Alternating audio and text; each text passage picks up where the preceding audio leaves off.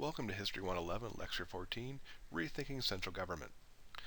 The Declaration of Independence did not create a new U.S. government, and it did not set out what form of government there ought to be, but the key ideas were there: consent to the governed, natural rights, safety and happiness, and so on. Now, people at the time generally understood that consent to the governed meant convening a group of elected delegates who would draft a constitution, and that constitution would be subject to some form of popular ratification. People also understood that the existing states would remain as some type of significant political entity. A lot of the thinking about American government and what it ought to be was framed on what happened before the Declaration of Independence. Now, at that time, the colonies had considerable self-government. They had elected town or local governments. They had a popularly elected colonial legislature, or at least the lower house anyway.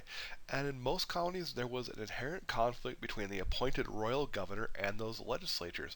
And a lot of people began to see the separation of the executive and legislative branches as an impediment to expressing the will of the people, because often the governors went against what the legislatures wanted to do.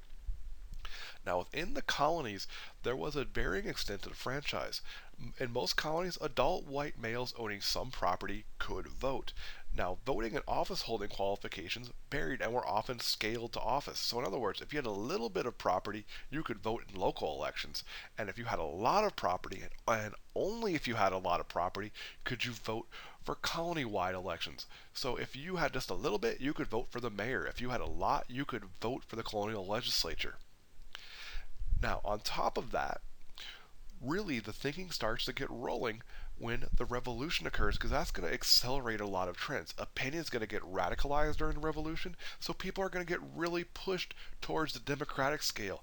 Revolutionary leaders are going to seek a lot of popular support and are going to use a lot of propaganda, and really importantly, the loyalists leave. So an entire spectrum of American political thought packs up and leaves the country, and really what you are left with is the people who are demanding a certain type of popular government. Now, after the Declaration of Independence and after all those loyalists leave, the colonial governments simply become the state governments, and these states are going to hold constitutional conventions to draft new constitutions, and typically what they're going to come up with is a bicameral legislature with both houses being elected, and a governor that's very weak and is going to be selected by the legislature with few powers and very short terms, so that if they don't like a governor, they can simply replace him. And again, that's based on their experience of the governor often interfering with what they wanted to do. And in most colonies, suffrage and office holding qualifications are generally liberalized, but they are far from being universal. And again, that's going to be white males with a certain property requirement, and that's going to vary by colony.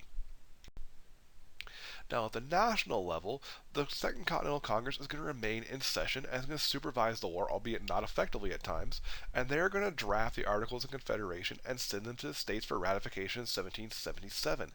Now, those articles are not ratified and put into effect into March 1781.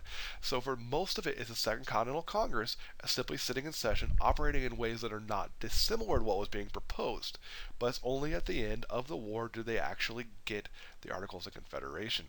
And what they get out of it is a very weak central government. Now, by the mid-1780s, there was a widespread view that the Articles of Confederation were not working and that the whole system was unraveling. And there's a resolution in Congress in February 1787 that calls for a convention of delegates who are going to be appointed by various states to meet in Philadelphia, and their whole purpose is going to revise the Articles of Confederation to make them more functional. And what they're going to do is they're going to send back a report to Congress and the various state legislatures as the things they recommend and why they recommend them, so they can come back and vote on them and amend the Articles of Confederation. But when that actual meeting occurs, the convention decides the best course of action is to throw out the Articles of Confederation in their entirety.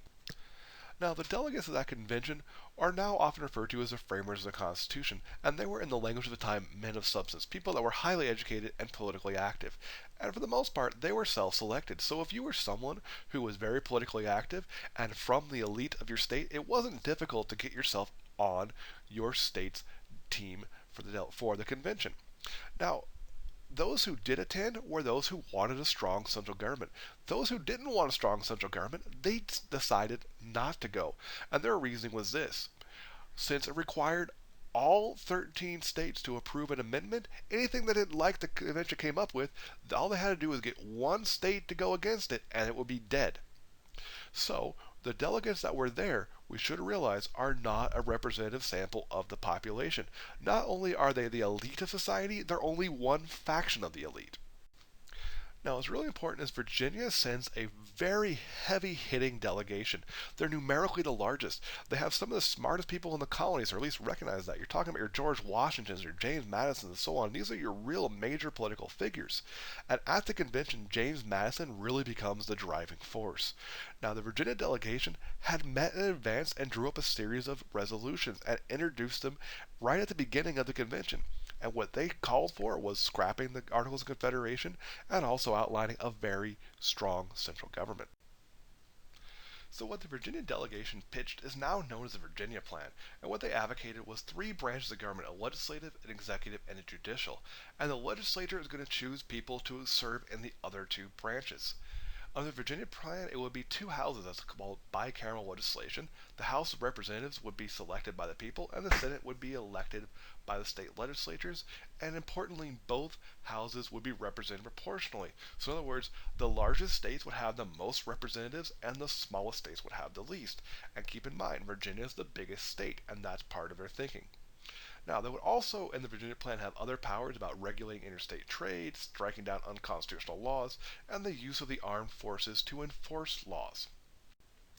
Now, not all states like that, because that plan really favored the big states. Now, plan for small states comes out. It's called the New Jersey Plan, and they likewise pitch three branches of government: a legislative, executive, and judicial.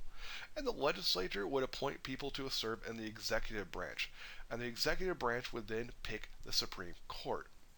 Under the New Jersey plan, it would be one house, unicameral, and all states would be represented equally. So each state, in effect, would get one vote, just like in the Articles of Confederation. Now, they looked at powers like levying taxes, importing duties, regulating foreign trade, and importantly, that state laws would be subordinate to laws passed by the national legislature. Now, out of these plans comes the Connecticut Compromise, sometimes also called the Great Compromise. And what they decided was there would be three branches, the same three that everybody said, only ultimately the executive would be elected. And the executive would nominate people for the Supreme Court, but the legislature would have the right to reject them or accept them. They would have the power to confirm them. And in the Connecticut Compromise, there would be two houses. One house would be represented proportionally, and one house, all states, would be represented equally, thus splitting the difference between the two plans. They would also include a lot of the powers that were being talked about, like levying taxes and duties and regulating trade, and also that state laws would be subordinate to those passed by the national legislature. Now, there were some other key compromises that came in the last second, one of which is the ban on the slave trade. Southerners really feared that if the government had the power to regulate commerce, the North would pass what they call navigation acts, like the British had, that would harm the South. And they proposed a supermajority requirement for commerce acts. Now, the compromise, ultimately, that happens is the federal government gets to have commerce powers on a civil majority, but a ban on the international slave trade wouldn't kick into effect for 20 years. And that gives the South a little something that they want. Now, there's also the executive compromise, which has provisions pertaining to the structure of the presidency, how it's going to come in, term of office, eligibility for re-election, and so on. And that's all worked out at the last second by compromise. One of the most important, most famous, is the Three-Fifths Compromise, which also deals with slavery. Virginia had the largest population of any state, which was 1.8 million, with Massachusetts being next at about 1 million, but a large proportion of Virginia's population were slaves. While the populations of other southern states weren't as high as Virginia, a lot of them did have also significant slave percentages. Now, the South wanted to count slaves towards population for deciding votes in the new House of Representatives. Opponents of slavery, however, only wanted to count the free population, and eventually what they worked out is that slaves would count by a rate of 3/5. That's going to reduce the political power of the southern states, but nowhere near as much as the opponents of slavery ultimately wanted to do. Now, during the debate on ratifying the Constitution, a number of people expressed concerns about the powers of central government and the potential for tyranny. And remember, these are people who had just lived through what they perceived as the British trampling on their rights. So the James Madison proposes 12 amendments which spell out people's civil rights and civil liberties, as well as certain issues involving states' rights and personal freedoms. Now, these deal with issues like freedom of the press, freedom of religion, things about fair trial, and so on. All of these are perceived as areas where the British had trampled on rights, and they wanted to make sure that no American government could do the same. Now, this Bill of Rights is accepted as part of the package of the Constitution.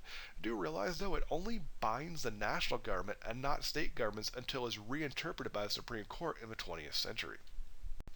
So what's the big idea? Well, first and foremost, everyone knows the Articles of Confederation aren't working. So they propose strong central government. But to get the strong central government people believe is needed at the time, there's a lot of compromises involved, some of which we're going to hear more about later. See you in the next lecture.